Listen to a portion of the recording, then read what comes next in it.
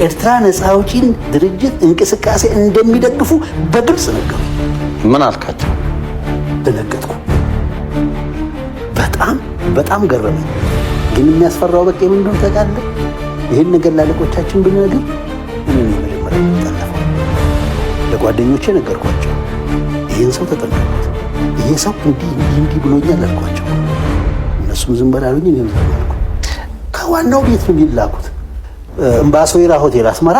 እሺ ከነ ጓድ ዳዊት ጋራ ውስኪ ያጋጩ ሲጠጣቸው ከነ ዳዊት ወልደጊዮርጊስ። አዎ ዳዊት የሰፓ ማዕከላዊ ኮሚቴ አባልና የኤርትራ ተጠሪ ናቸው። ትደነግጣለህ። እንዲህ አይነት አብሮ የተሰራ ስራ እንዴት ነው የኢትዮጵያ መንግስት አሸናፊነት ይወጣ? ስለዚህ የካቲት 5 ቀን እኛ የካቲት 8 ውጊያ ለመጀመር ተዘጋጅተን እያለን የካቲት 5 እናስፋታኩ